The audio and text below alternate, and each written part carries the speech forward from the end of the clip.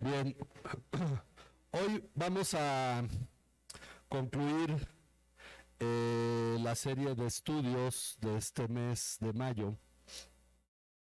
Ya estamos con un pie en junio, en la mitad del año prácticamente. Y bien, estos domingos, este mes, hemos estado estudiando sobre afirmando nuestra teología. Dijimos, son cosas básicas sobre lo que es ser cristiano y lo que un cristiano debe conocer, cosas que a veces hay que repasar, aunque ya las sabemos. Hoy brevemente vamos a ir a un tema interesante. Les pido que me acompañen a Primera de Pedro, capítulo 3, primera carta del apóstol Pedro, al capítulo 3, versículo 15. Primera de Pedro 3:15. Un segundo.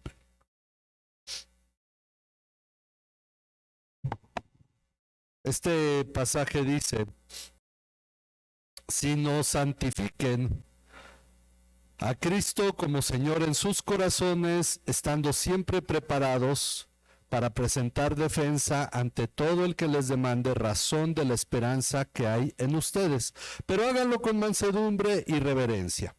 Y luego continúa: teniendo una buena conciencia, para que en aquello en que son calumniados sean avergonzados los que hablan mal de la buena conducta de ustedes en Cristo.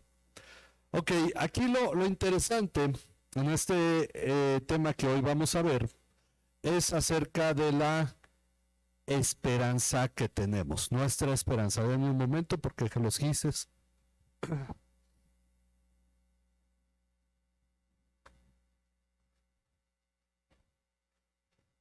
Si vemos bien el pasaje, dice que nosotros, en lugar de, como previamente está señalando,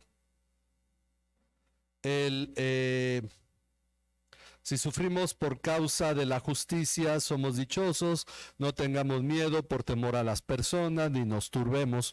Pero el asunto es que lo que debemos nosotros estar preparados. Quiere decir, cuando Jesús le dice a los discípulos, cuando los lleven delante de autoridades, no se preocupen por lo que van a hablar, porque en ese momento les será dado lo que tengan que hablar, porque no son ustedes, sino el Espíritu el que está hablando. Pero en este caso dice específicamente: estén preparados para dar razón de la esperanza. Y lo importante es que vamos a hablar sobre la esperanza. Pero antes de la esperanza, establece la palabra razón de. Y a esto se refiere que lo que debemos compartir es por qué motivo esperamos lo que esperamos. Esa es la cuestión. Nos dice que demos nosotros defensa de la razón. Generalmente decimos hay que compartir la fe, y eso está bien. El compartir la fe es una cosa, pero esa fe debe generar una esperanza en nosotros. Y ahí es donde empieza a ver la situación que tenemos nosotros que considerar. Porque mucha gente tiene la esperanza de que Dios le va a proveer tal o cual cosa, de que Dios le va a abrir puertas en tal o cual lugar, pero lo que debe saber es si Dios alguna vez lo prometió.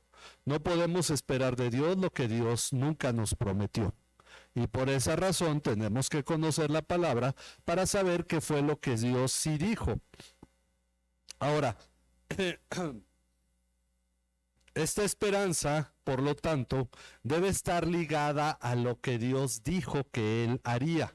Y aquí es donde empezamos entonces a tener una aplicación de todo lo que hemos estudiado en este mes acerca de nosotros como cristianos, acerca de Dios y su obra, Dios y sus promesas, porque Dios no va a ir en contra de su palabra.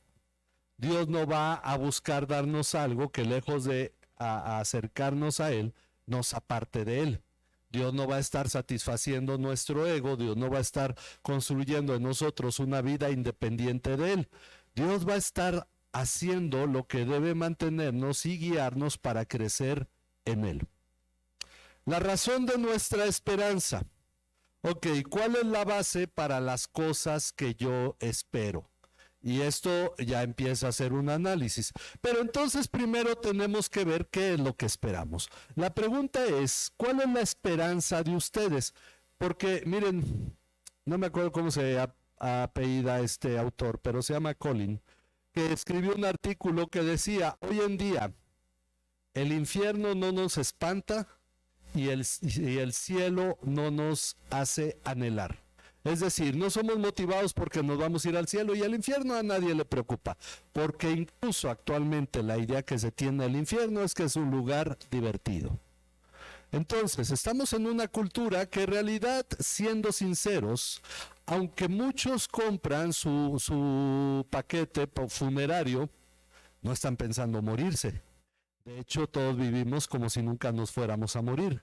Es prevención, es cierto, uno no quiere dejar problemas, pero la realidad es que mucha gente, yo conozco muchos que no han arreglado los papeles de su terreno porque algún día lo harán. Y tienen un tío que tiene el papel y aunque el tío ya tiene como 99 años, ya tiene más de 100, todavía esperan que un día lo harán, porque todos vivimos como si nadie se fuera a morir.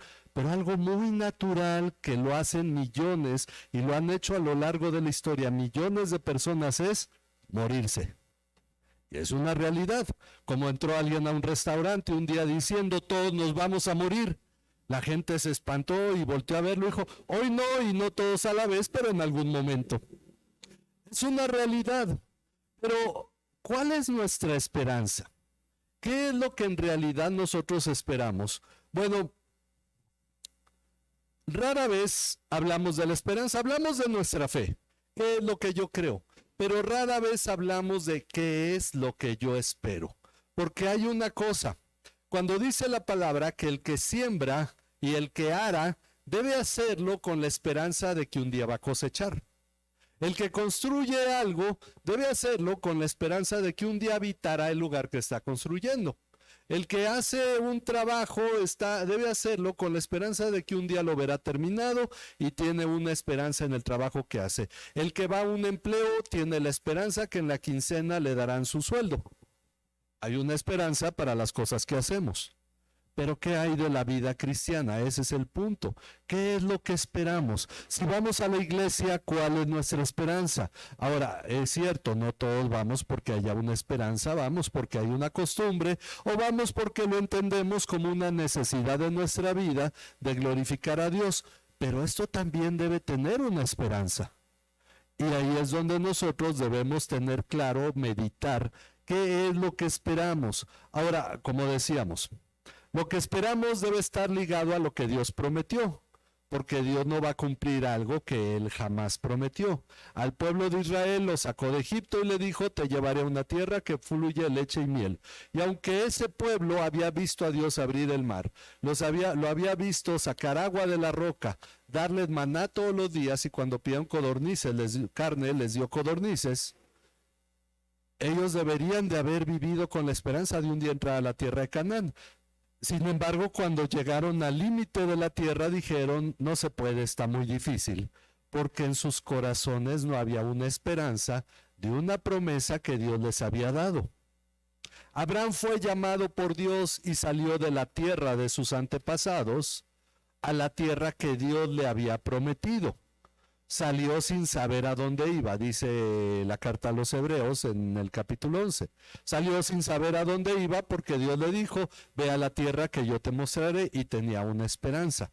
Dios llega, lo lleva a Siquem, le dice, esta es la tierra, Abraham la ve, no le gustó, no sé, pero se va más al sur a Betel, luego se va más al sur al desierto y toda su vida la vivió en el desierto. Pero a final de cuentas, él fue movido inicialmente por una esperanza.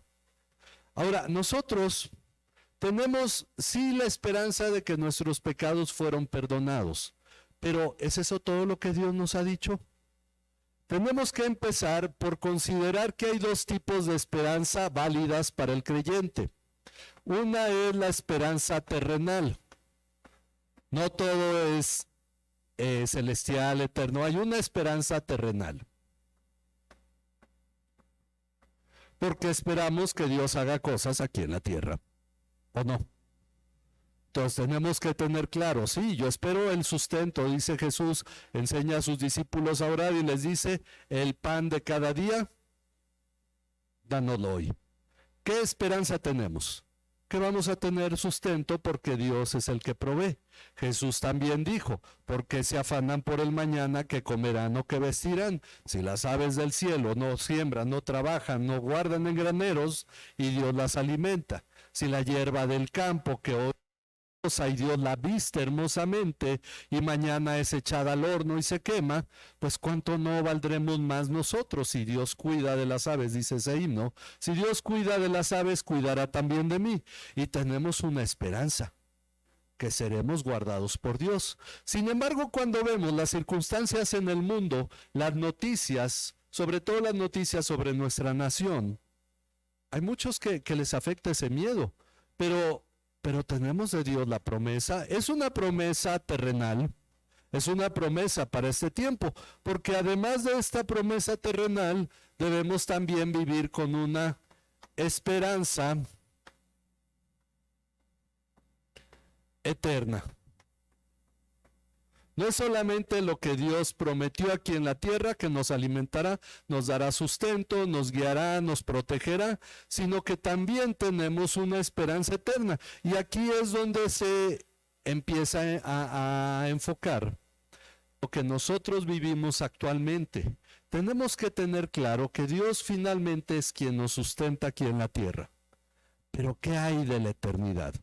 Porque la gente, cuando está a punto de morir, le dicen a las paces con Dios, pero no todos tienen esa oportunidad.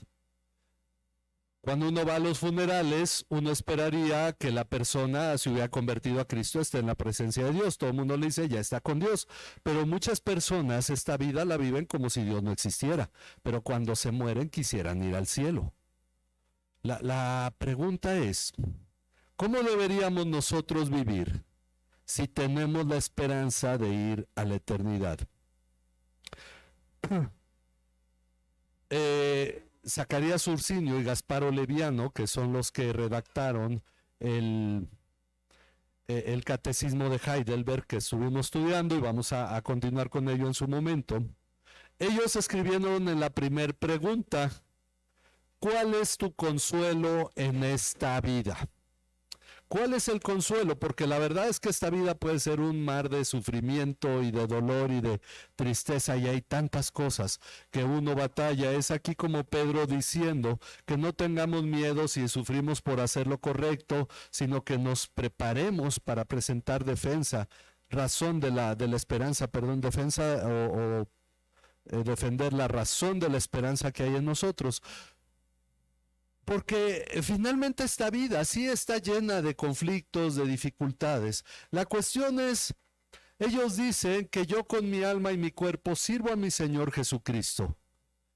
Y la esperanza que plasman es el hecho de que tenemos una vida eterna con Cristo, pero en esta vida tenemos que glorificarle.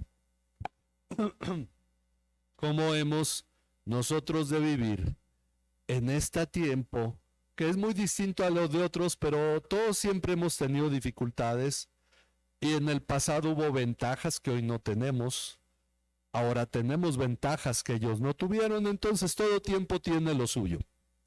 ¿Cómo debemos nosotros vivir basado en nuestra esperanza terrenal? ¿Y cómo debemos vivir basados en la esperanza eterna? No sé cuántos se han cuestionado sobre el futuro de su vida. Porque la realidad, miren, cuando yo era niño, tendría yo unos 6 años, y mi mamá con una de sus hermanas, creo, con otros familiares, estaban hablando del año 2000. Les estoy hablando por allá de 1972. Faltaban casi 30 años para que llegara el año 2000. Y entonces yo me puse a hacer cuentas por ahí y les dije que me iban a hacer cuentas qué edad tendría yo en el año 2000. Uno lo ve lejano, lejano. Ahora el año 2000 ya está lejano, pero hacia atrás, ¿no? Ya han pasado 26 años. Y aunque pareciera que no, uno ve el año 2000 como si estuviera a la vuelta de la esquina, pero ya pasaron 26 años. Hay gente que ya nació en este siglo, que ya están encargándose de presidencias municipales, que ya están encargando de cosas de cierto responsabilidades fuertes, son empresarios, etcétera, pero nacieron ya en este siglo. Cuando uno piensa en estas situaciones, uno se da cuenta, la vida va a seguir su curso. En realidad, en la pandemia perdimos mucho el sentido del tiempo, pero del 19 acá ya pasaron 7 años. Se ha ido el tiempo muy rápido, han pasado muchas cosas. Y lo que nosotros debemos considerar es que un día finalmente nuestra vida aquí en la tierra terminará. Pero ¿cómo debemos vivir los años que vienen de aquí a ese día basado en la esperanza que tengamos? Bueno, por eso, en un modo, hemos instruido algo a lo largo de la senda de crecimiento. Yo confío que el próximo domingo, si ya tengamos el examen, esto ha servido para que estudien un poquito. Y uno de los temas en la senda de crecimiento, bueno, de la primera mitad, no de esta que va a haber examen, del curso 4, fue sobre precisamente la esperanza eterna con la que nosotros debemos vivir aquí. ¿Cuál es? Muchos cristianos, si no son instruidos en la palabra, dirían, bueno, estaremos en la eternidad con Cristo. El asunto es que aquí en lo terrenal hay algo que tenemos nosotros que tener de esperanza. Y esto es que en lo eterno, la esperanza es ser semejantes a Cristo. Esa es nuestra esperanza, que en la eternidad llegaremos a ser semejantes a Cristo. Pero entendemos que también corresponde a lo terrenal. Lo terrenal es aprender, acá será el cumplimiento, pero en lo terrenal la esperanza es aprender a ser como Cristo. Tenemos que considerar que este tiempo no es solo para que Dios nos dé, es tiempo para que Dios nos transforme. Vivimos en este tiempo con la esperanza de que Dios vaya cambiando nuestra vida. Ese es en este tiempo. Lo que aquí enseñamos, ¿cómo aprendemos a ser como Cristo? Bueno, dijo Jesús, como el Hijo del Hombre, no vino para ser servido, sino para servir. La palabra servir en griego es diaconeo, de ahí viene la palabra diácono, que también se traduce como ministro. Es la misma palabra. Ministerio es servicio, obra de servicio, es una función de servicio o de edificación. Bueno, ¿cómo aprendemos a ser como Cristo? A través del servicio. Tener el motivo correcto para servir, para desarrollar un ministerio. Es una esperanza aquí en la tierra. Porque miren, nadie va a predicar en la eternidad. No va a haber escuela dominical, no va a haber clases de Biblia en la eternidad. Eso es para este tiempo. Nadie va a orar en la eternidad. De hecho, hay un himno que se llama O Dulce Grata Oración y dice que finalmente cuando esté con mi Señor me despediré de ti, oh dulce grata oración. Porque en la eternidad no necesitamos orar si estamos en la presencia misma de Dios. La oración es para este tiempo. La lectura de la Biblia es para este tiempo. Porque cuando estemos allá le veremos cara a cara. Ahorita veremos este pasaje. Pero nuestra esperanza es la que hemos estudiado en Romanos 8:29. A los que Dios conoció de antemano, también los predestinó para que fueran hechos conforme a la imagen de su Hijo, para que Él sea el primogénito entre muchos hermanos. Esto no tiene que ver con lo material, pero lo material, el sustento, lo que acabamos de mencionar, son herramientas que necesitamos porque no puedo ser transformado a la imagen de Cristo si no como, si no visto y me muero, ¿verdad? Entonces Dios nos sustenta, pero la labor real y esperanza real de esta vida es que ser transformado a la imagen de Cristo. Ok, para eso Vamos a desarrollar un ministerio. Una de las cosas que hemos enseñado en Efesios 4, la senda de crecimiento la basamos en estos pasajes. Efesios capítulo 4, los versículos a partir del 11 al 16, que habla, él dio a algunos el ser apóstoles, a otros profetas, a otros evangelistas, a otros pastores y maestros. Con una finalidad dio estos dones, porque previamente nos dice en el versículo 7 y 8 que viene Cristo y da dones. Dones se los da a algunos el ser apóstoles, ha cumplido su misión, los profetas han cumplido su misión, los evangelistas han cumplido su misión porque ustedes ya están aquí.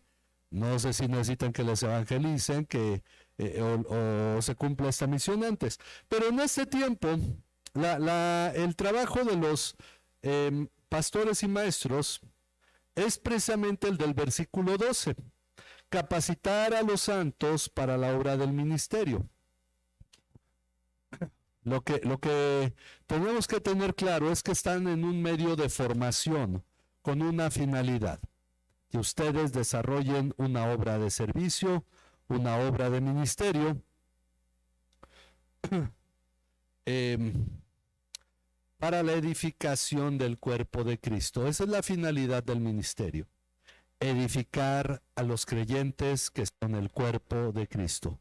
Que cada uno de los hermanos sea edificado por ustedes, porque los hermanos los van a edificar a ustedes. Esa es la relación correcta en la iglesia. Eso es a lo que nosotros debemos aspirar y buscar entender.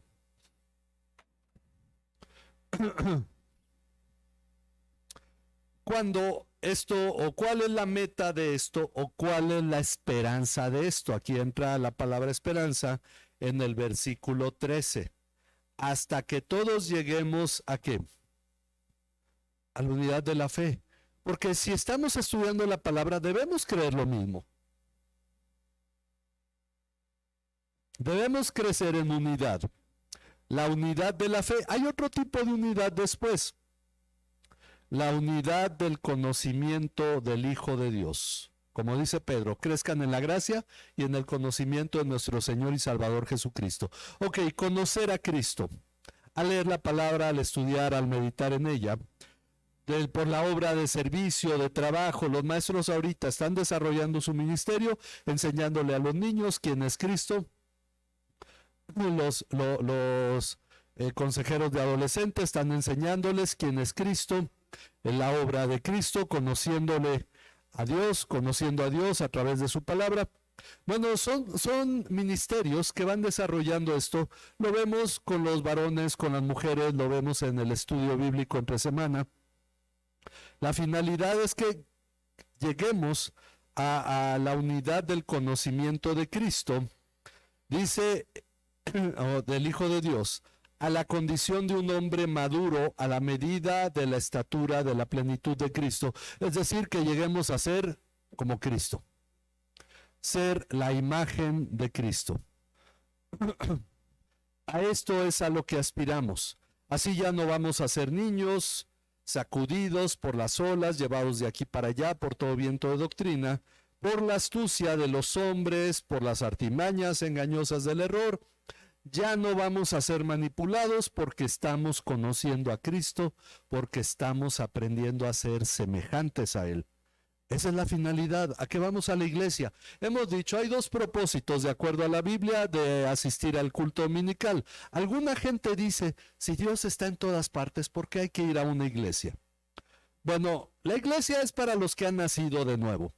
Los que no han nacido de nuevo hay que compartirles por qué razón nos congregamos y cuál es nuestra esperanza al congregarnos. Son dos cosas. La palabra culto significa rendir adoración. Rendir culto es rendir adoración a alguien. Lo que hacemos en el culto es alabar, glorificar a Dios.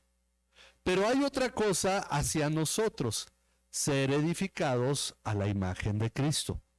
Venimos para rendirle adoración a Dios, para rendirle culto a Él, y esperamos nosotros, y esa es nuestra esperanza, que seamos edificados a la imagen de Cristo. Porque miren, ¿qué es lo que glorifica a Dios? El próximo mes, siguiendo el consejo del doctor Jaime Morales, que es el que ahora me va a revisar a mí mis tesis de doctorado. Me dijo, cuando escribas un curso, pues predica sobre ese curso y así vas desarrollando más tu curso. Y este manual que estoy escribiendo, llevo como 8 años escribiéndolo, le he parado mucho, pero ya me dijeron que ya es hora de entregarlo. Entonces el próximo mes vamos a estudiar sobre la adoración, porque es el curso que estoy escribiendo para el seminario. Es una tesis para el doctorado. Bueno, ahí una de las preguntas es, ¿qué es lo que adora a Dios? ¿Qué es lo que alaba a Dios? ¿Qué es lo que realmente glorifica a Dios? Porque muchas veces lo entendemos solo a partir del canto, lo entendemos a partir de ciertos aspectos muy limitados. Pero cuando vemos que nos dice el Salmo 133:1, mirad cuán bueno y delicioso es habitar los hermanos juntos en armonía. Y luego al final en el versículo 3 dice, porque ahí envía Jehová bendición y vida eterna, significa que el simple hecho de congregarnos en armonía es adoración a Dios. Lo que hagamos como hermanos, si comemos juntos, dice la palabra que si comemos, bebemos o hacemos otra cosa, que la hagamos para la gloria de Dios. Entonces hay cosas que glorifican a Dios. Estudiar la palabra juntos, meditar en la palabra, glorifica a Dios, es rendirle culto a Dios. No debemos ver las actividades que tienen un cierto carácter social solamente como ese aspecto, porque también es para glorificar a Dios. Entonces, si esto va permitiéndonos a nosotros glorificar a Dios, la pregunta es, ¿nos edifica?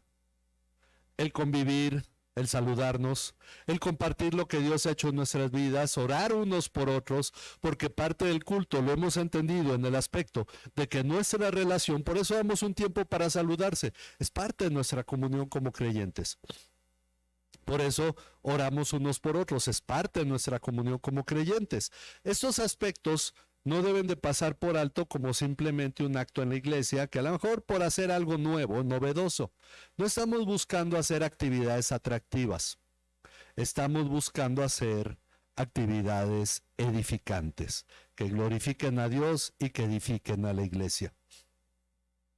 Porque actividades se pueden hacer muchísimas, atraer gente se puede hacer muchísimo, pero lo que estamos pensando es que estamos edificando el cuerpo de Cristo.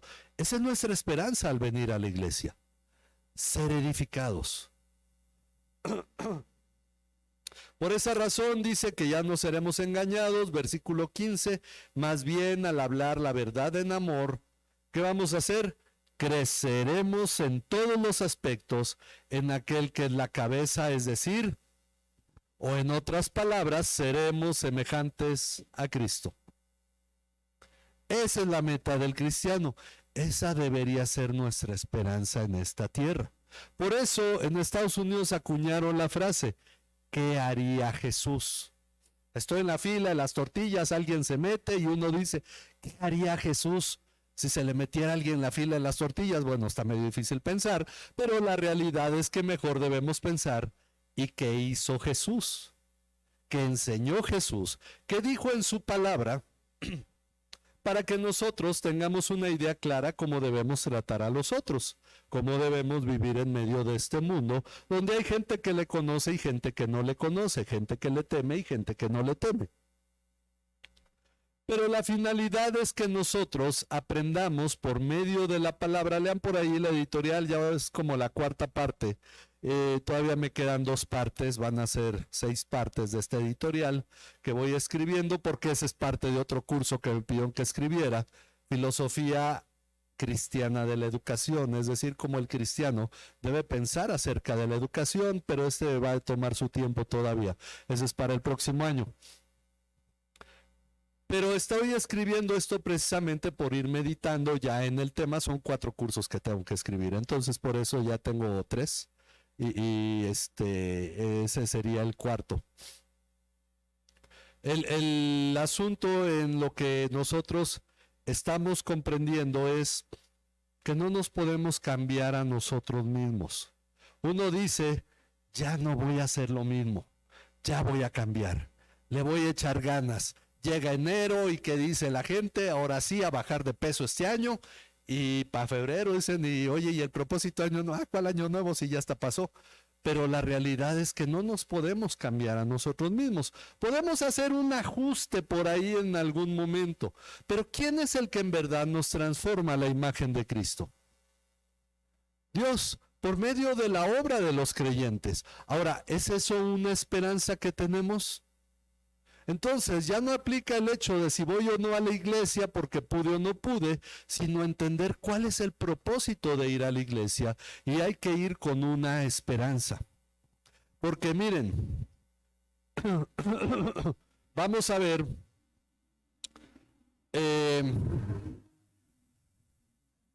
Romanos 5 del 1 al 5.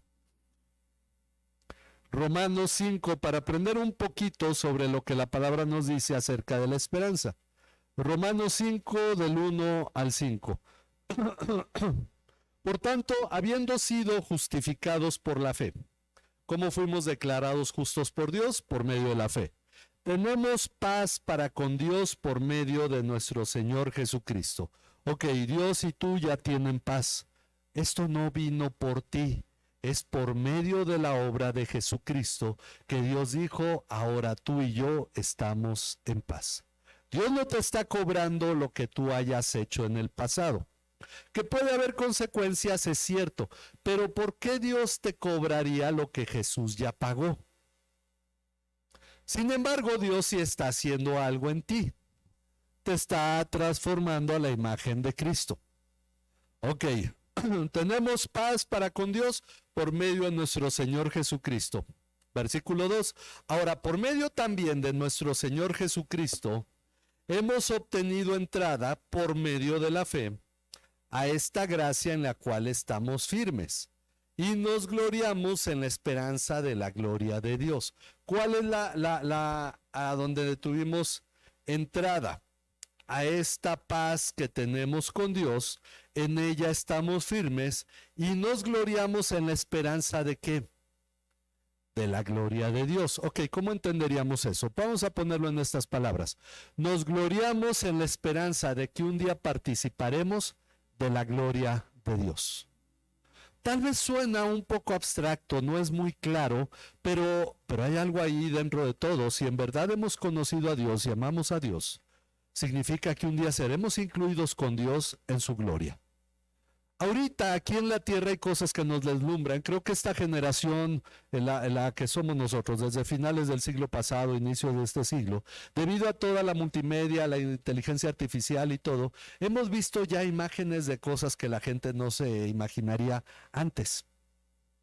Cuando hablamos de la gloria de algo ahora, que en China despliegan drones y en el aire hacen dibujos, como esa película El Hombre Araña, ¿no? Todo con drones y alumbrando, y son cosas espectaculares porque llegan a hacer incluso imágenes en el cielo.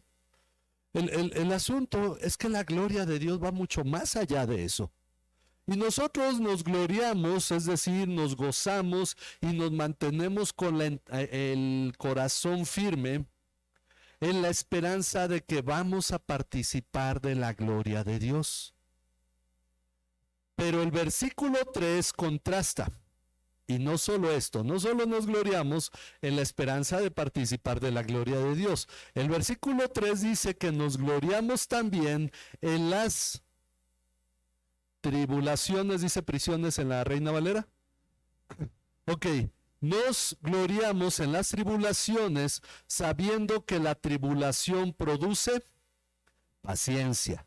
Y aquí es donde nos acordamos del famoso pasaje de Santiago que dice que somos más dichosos cuando nos hallamos en diversas pruebas, no cuando todo sale bien, sino cuando nos hallamos en diversas pruebas, porque la prueba de nuestra fe produce. Y aquí también. Y si ustedes le pidieron paciencia a Dios, ¿qué les va a mandar? Para que sean pacientes, ¿verdad? Dios mío, dame paciencia. Bueno, ahí te van 2, 3 problemas y va a generar en ti un carácter paciente. Pero qué interesante, porque estamos hablando de que nosotros cuando experimentamos dificultades en esta vida, no es que Dios te esté cobrando algo, es que Dios te está formando a la imagen de Cristo. Entonces, cuando tú estás en medio de conflictos, tienes una esperanza. Vas a aprender a ser más semejante a Cristo. Y entonces significa que tú vas a sentirte dichoso porque Dios está formando en ti la imagen de Cristo a través de ese problema. Y puedes decir, gracias Dios, como Juan Wesley. Ahora, esto no es, no se sepan la anécdota de Juan Wesley. Juan Wesley tenía el fundador de lo que es la iglesia metodista, tenía esta mentalidad. Los problemas que ocurren en mi vida es porque Dios está trabajando en mí para hacerme la imagen de Cristo. Dice la historia que una vez iba en su caballo, porque todavía era el tiempo de caballos, meditando, él predicó a los campesinos ingleses. Entonces andaba mucho en el campo, andaba en su caballo y ese día meditó que hacía mucho que no tenía problemas y le había ido muy bien. Y entonces él se preguntó algo, y se lo preguntó porque el Salmo 73 dice que al malvado le va bien y todo le sale bien por una razón. Dios no lo está formando para nada ni tiene planes para su vida. Por eso dice, no sientas envidia del malo cuando prospera. Dios lo está bendiciendo porque Él es todo lo que tiene. Cuando muera, va a una eternidad sin Dios. Ahora, Juan Wesley estaba pensando en esto, me ha ido tan bien que yo creo que Dios ya no quiere trabajar en mí. Se bajó del caballo, se arrodilló ahí en el campo, empezó a orar. Dicen que pasó un campesino, lo vio allí arrodillado, dijo, hay un fanático religioso. Agarró una piedra, le aventó la pedrada y cuando Wesley sintió el golpe dijo, gracias Dios. Ahora, no es que fuera masoquista, pero hay que entender una cosa. Cuando dice Santiago que nos consideremos dichosos cuando estemos en diversas pruebas, es por el hecho de que Dios está tratando con nuestra vida. Nos está formando a la imagen de Cristo. Por esa razón, cuando dice estén siempre gozosos, ¿eso puede aplicar en medio de las dificultades? Pero ahí hay una palabra clave para poder estar gozoso aún en medio de dificultades. Y la palabra es esperanza.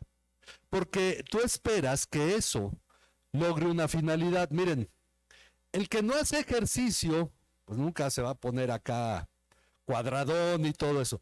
Pero el ejercicio es cansado, ¿sí o no? Y requiere esfuerzo. El que no va a clases o no se pone a hacer la tarea o no se pone a estudiar, ¿aprenderá? Pero estudiar y poner atención lleva tiempo, implica paciencia, implica esfuerzo, desgaste. Pero hay una esperanza para el que hace eso. Pero el que nunca hace nada, ¿qué puede esperar? Pues nada. El que sale de viaje porque tiene que llegar a otra parte, pensemos en aquellos tiempos que la gente tenía que caminar y pues empezaba su viaje y eso iba a ser cansado, pero tenía una esperanza, llegar a otro lugar. El que abre un negocio, le tiene que meter, ¿sí o no? Y tiene que ser paciente en lo que el negocio se acredita. ¿Cuánto les gusta para que un negocio se acredite? 1 año, a veces 2, ¿sí o no? Pero hay una esperanza. Un día ese negocio va a dar sustento, a ese al que le están metiendo, va a dar, bueno, todas las cosas que implican esfuerzo se deben de hacer porque hay una esperanza. La vida cristiana no es diferente. La vida cristiana debe ser vivida con esperanza. La esperanza de llegar a ser semejantes a Cristo, o como lo acabamos de leer en Romanos, es participar de la gloria de Dios. Esta es la parte que debe motivarnos a nosotros a orar, a leer. El que un día vamos a ser semejantes a Cristo, el que un día nosotros participaremos de su gloria. Pero nos dice que la tribulación produce paciencia. Voy ahí al final del versículo 3, el 4 dice, estoy en Romanos 5. Y la paciencia produce carácter probado. Pueden llamarlo lo que se llama templanza o dominio propio. El carácter probado, un carácter que resiste. Aquel que dicen que es muy enojón y de carácter fuerte, no es cierto, es de carácter débil, porque no puede controlar sus enojos, porque no puede mantener bajo orden sus emociones, y si es explosivo es que no tiene carácter. El carácter es aquel que controla emociones, aquel que se mueve en paciencia, aquel que no dice soy de mecha corta, sino que aquel que sabe que hay momentos para hablar, momentos para callar, momentos para enojarse y momentos para ser paciente, y entonces mantiene las cosas bajo control. Esto lo produce la paciencia. La paciencia produce el carácter probado y el carácter probado produce esperanza. ¿Por qué razón la esperanza viene al final? Porque la gente que ha entendido la palabra y ha sido llevada por la palabra tiene el carácter correcto y espera lo correcto. Por esa razón pone su esperanza en el lugar correcto. Pero además nos dice que la esperanza no desilusiona porque el amor de Dios ha sido derramado en nuestros corazones por medio del Espíritu Santo que nos fue dado. ¿Cómo sabes tú que Dios va a cumplir lo que Él ha prometido? Porque Él te ama y ha puesto su Espíritu en ti. Esa es la garantía. La presencia del Espíritu en nosotros es la garantía de que Dios nos ama y cumplirá lo que Él dijo.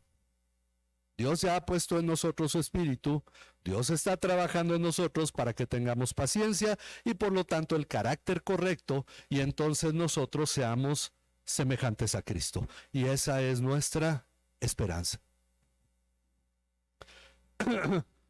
Respecto de esta esperanza y del amor de Dios, la forma en que lo dice Hebreos capítulo 10, Hebreos 10 versículo 23.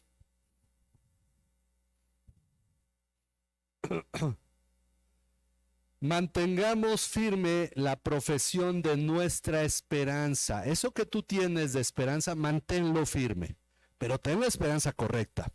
Mantengamos firmes, Hebreos 10, 23. Mantengamos firme la profesión, es decir, la forma en que llevamos esta esperanza sin vacilar, porque fiel es aquel que prometió. Tú debes tener paz al saber que si Dios te prometió que te va a transformar a la imagen de Cristo y que un día vas a estar en la eternidad participando de su gloria, Él lo va a cumplir.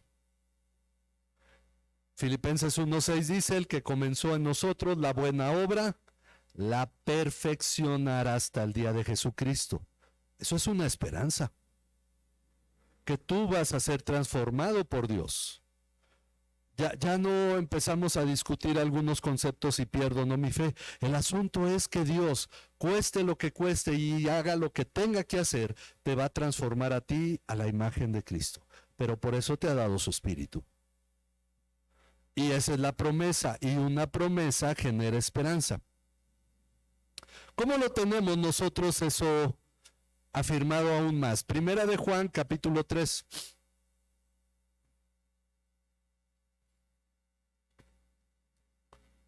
Esta parte es una de las que más a mí me alienta. Miren cuán gran amor nos ha otorgado el Padre que seamos llamados hijos de Dios. ¿Por qué somos llamados hijos de Dios? Porque Dios nos ha amado. Y no solamente nos dio el perdón de los pecados y la salvación, porque lo pudo hacer dejándonos en el carácter de siervos, pero Él decidió que no fuéramos sus siervos, sino sus hijos. Y se demanda más del hijo que del siervo, ¿sí o no? Bueno, miren cuán gran amor nos ha otorgado el Padre que seamos llamados hijos de Dios, y eso somos. Por esto el mundo no nos conoce porque no lo conoció a Él. Esto no es una relación con el mundo, es una relación con Dios, porque el mundo no comprende realmente lo que es ser hijo de Dios, pero nosotros sí. Y la esperanza en nosotros es que si el mundo, como dijo Jesús, si a mí me han hecho esto, a ustedes también lo harán. Si el mundo me ha escuchado, a ustedes los escucharán, pero si el mundo me ha aborrecido, a ustedes los aborrecerá. Entonces no somos diferentes ni somos mayores que Jesús. Pero entonces dice, amados, ahora somos hijos de Dios. Ya lo somos, sí, pero aún no se ha manifestado lo que habremos de ser. Dicen, bueno, no que el cristiano es mejor, no que a eso vas a la iglesia, y dicen las personas este tipo de cosas porque uno todavía no llega a ser la imagen de Cristo en su plenitud. Ya somos hijos de Dios, Dios ya está formándonos a la imagen de Cristo, pero aún no hemos llegado a ese punto en que se haya completado. A lo mejor se nos ve un poquito la imagen de Cristo. Ya hay una transformación en nosotros. Pero todavía no somos, como lo dijo John Newton, ese hombre que luchó contra el esclavismo, y que él tenía esta frase famosa. Aún no soy lo que debo llegar a ser, pero por la gracia de Dios no soy lo que era antes. Esto nos ubica en el camino, a la mitad, al inicio, al final, en una parte del camino. No somos lo que éramos antes, pero es cierto, no hemos llegado a ser lo que habremos de ser. Esa es la parte de la esperanza, pero la esperanza aún se fortalece diciéndonos: ahora somos hijos de Dios, aún no se ha manifestado lo que habremos de ser, pero sabemos que cuando Cristo se manifieste, hay un enorme punto en nuestra esperanza. Y esa esperanza es que Cristo volverá. Sabemos que cuando Cristo se manifieste, es decir, cuando Cristo vuelva, seremos semejantes a Él porque le veremos tal como Él es. Tú lo vas a ver. Hay una descripción que Juan hace en Apocalipsis 1. No es el Cristo en la cruz con cara de sufrimiento y la corona de espinas. No, la imagen que pone Juan en Apocalipsis 1 es la de alguien glorioso, cuyo rostro es como el sol, cuyo pecho es como el oro, que tiene vestiduras blancas brillantes. Su voz es como truenos, de su espada, de su boca sale una espada, porque su palabra es cortante y es penetrante. Esa es la imagen que nos regala Juan, pero Juan está limitado en su forma de describir. Así es que hay una cosa que sí podemos comprender: es todavía aún más glorioso de cualquier descripción. Pero la descripción lo pone totalmente glorioso. Lo vamos a ver tal como Él es. Y qué interesante que Juan no deja ahí las cosas. Dice: y todo el que tiene esta esperanza puesta en Él, ¿qué hace? Se purifica a sí mismo, así como Él es puro. Entonces decimos, entonces cuando yo no estoy siendo transformado, cuando yo no estoy buscando a Dios y dejando las cosas que no agradan a Dios, no estoy poniendo la mirada en esa esperanza. Y es lo que nosotros debemos pensar. Miren cuántas cosas hemos hecho que nos ha llevado mucho tiempo, pero no hemos meditado en la palabra. Lo que tú hayas meditado en la palabra un día tendrá un peso muy grande. Pero lo que tú hayas hecho en lugar de eso no va a pesar nada cuando estés en la presencia de Cristo. Congregarte, el participar de la enseñanza de la palabra, lo que estamos hablando, esta esperanza de que venimos para ser transformados y así glorificar a Dios. Esto debe nosotros llevarnos a pensar: ¿qué peso tiene aquellas cosas que a veces le damos más lugar que el tener esta formación? Porque un día lo único que va a importar es que tanto nosotros conocimos a Cristo en esta tierra. Y no podemos nosotros menospreciar esto, porque miren, las cosas se van a cumplir. Ahora es cierto, como dice Pedro, y también Tertuliano en cierto modo, pero Pedro en el capítulo 3 de la segunda carta dice que hay quienes dicen: Dios ya se tardó mucho, ya vivieron nuestros padres, ya se murieron y no hay ni muestra de su venida. Y entonces dice: pero Dios no tiene el tiempo como tardanza, sino que Él es paciente.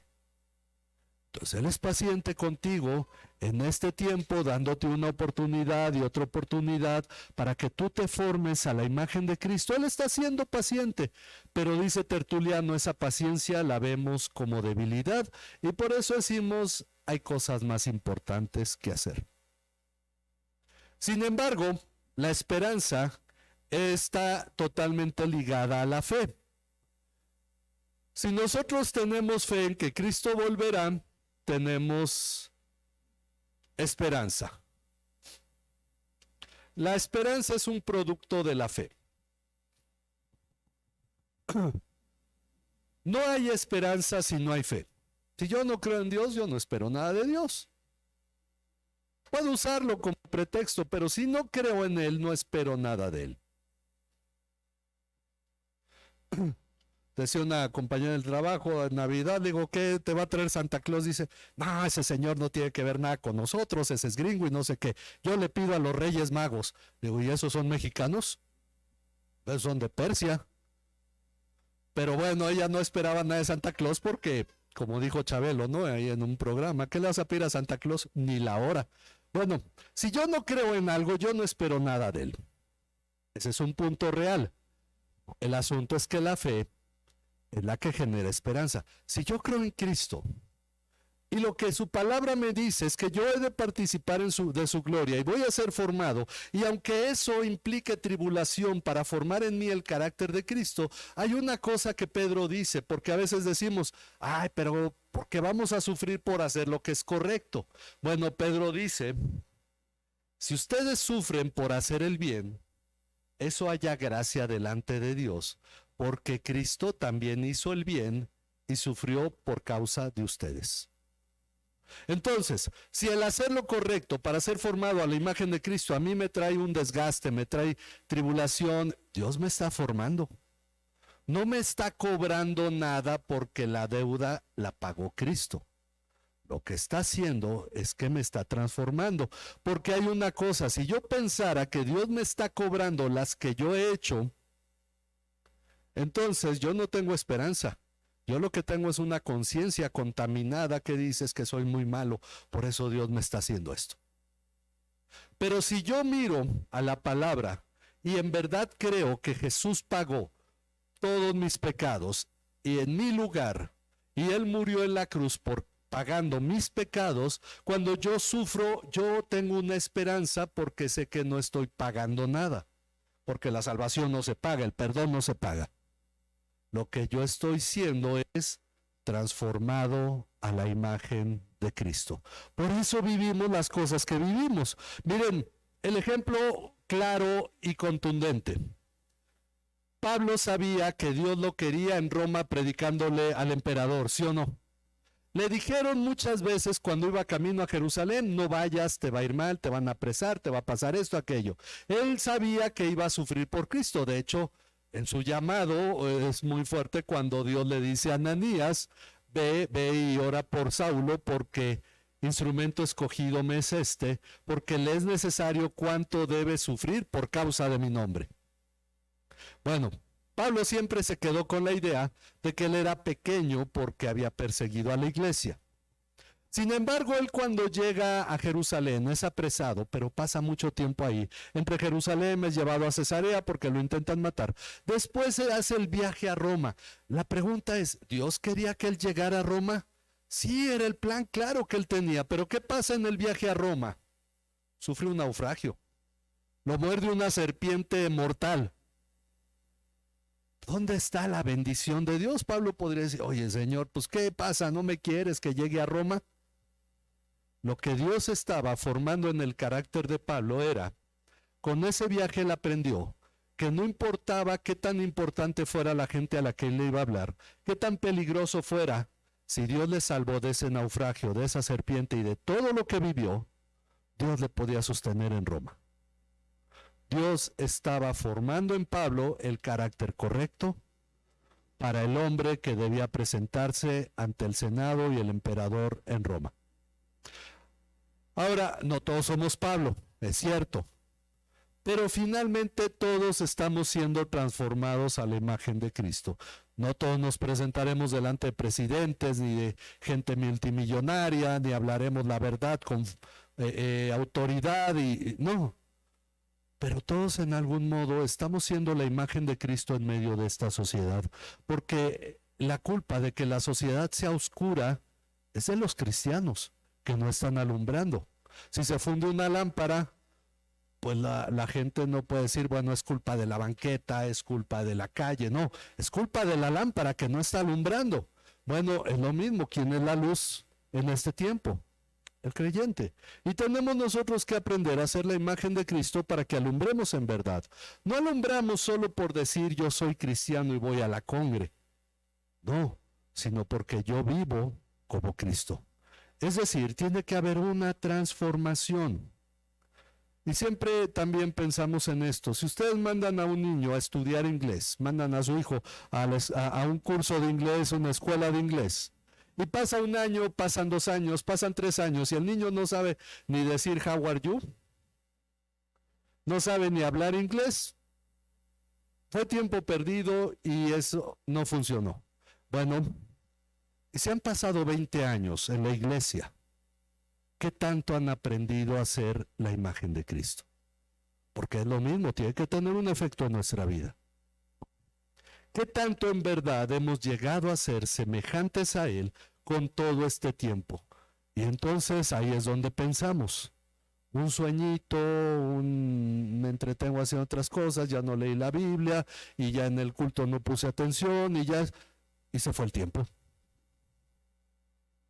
Pero Dios no tarda, finalmente lo usa. Yo les compartía que en la primera iglesia donde yo estuve, en la misión donde yo estuve, inicié mi ministerio, había un hombre ahí de 68 años, 66 por ahí. y una mañana, un domingo en la mañana me dijo, ¿qué crees, hermano? Él había estado desde bebé, lo llevaron a la iglesia de Villada, que tiene más de 100 años. La iglesia de Villada, sus papás eran de ahí, de la iglesia de Villada, creció en la palabra, él conoció la palabra desde pequeño, y me dice esa mañana, ayer por primera vez en mi vida compartí a Cristo.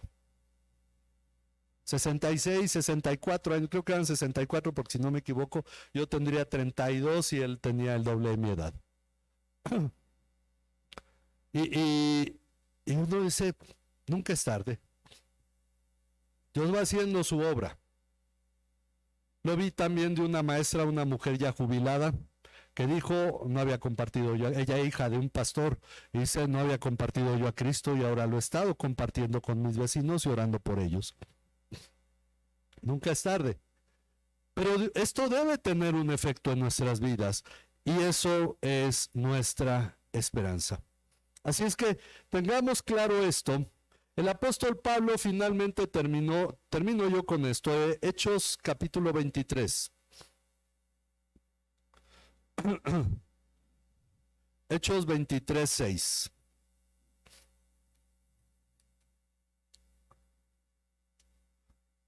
Dice, entonces Pablo, dándose cuenta de que una parte eran saduceos, ellos no creían en la resurrección, y otra fariseos, que sí creían en la resurrección,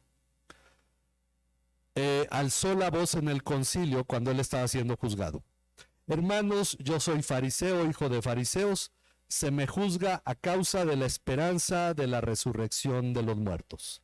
Bueno, él lo dijo en ese momento para crear disturbio, astutamente, pero era cierto. A él se le juzgaba porque él tenía la esperanza de la resurrección de los muertos. Morir no es una esperanza, pero para resucitar hay que morir. Y él tenía esta esperanza que el día que muriera, resucitaría en Cristo. Nosotros debemos tener esa esperanza. Así es que vivamos con la esperanza de que fiel es aquel que prometió, que un día volverá y nosotros le veremos cara a cara, para que no nos cansemos, no desmayemos, para que continuemos en esta vida siendo transformados a la imagen de Cristo y tengamos claro que a final de cuentas Dios sí está trabajando en medio de nosotros. Esa es nuestra esperanza. Muchas veces evaluamos las cosas de acuerdo a los estándares del mundo y no a los estándares de Dios. ¿Qué tanta gente hay? ¿Cómo es el edificio? ¿Qué equipo se tiene? Etcétera. Eso no es importante. Lo que importa es que tanto hemos sido transformados a la imagen de Cristo. Así es que Dios cumpla en cada uno de ustedes esta esperanza de ser transformados a la imagen de Cristo, porque un día estaremos ahí con Él. Hay un canto que dice, simplemente dice esto: pronto, si muy pronto, vamos a ver a nuestro Rey. Pronto, si muy pronto, vamos a ver a nuestro Rey. Y termina diciendo, veremos al Rey. Un día se los vamos a enseñar porque es a voces, pero mantengamos esa esperanza. Un día vamos a ver a Cristo cara a cara. Vamos a orar. Padre, alabamos y bendecimos tu nombre, porque tú eres bueno con nosotros en lo que tu palabra nos enseña, para formar en nosotros una clara esperanza de aquellas cosas que nosotros debemos de tener claro que hemos de participar un día cuando vengas en tu gloria. Padre, que esa esperanza que tuvo el ladrón en la cruz diciendo, Señor, acuérdate de mí cuando vengas en tu gloria, sea también para nosotros una oración, que tú, Padre, te acuerdes de nosotros cuando tu Hijo Jesucristo venga en su gloria, para que nosotros, Señor, lleguemos a ser semejantes a Él y participemos de tu gloria en la eternidad, Señor. Padre, no podemos ni imaginarnos cómo será esa eternidad.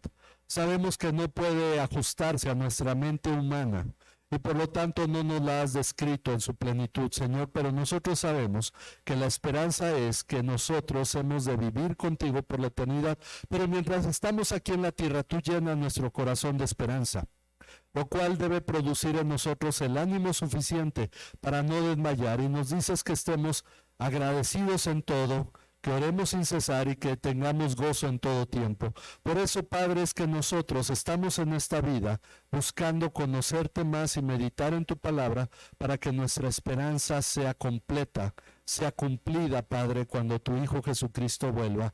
Porque aún, Señor, batallamos con nosotros mismos, aún batallamos con nuestro carácter, batallamos con la gente que nos rodea y con las circunstancias y hasta con el clima.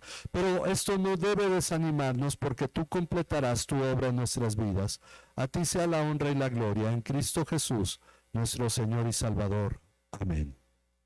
Amén. Que Dios les bendiga, hermanos, y complete su obra en la vida de cada uno de ustedes. Vamos a ponernos de pie y nos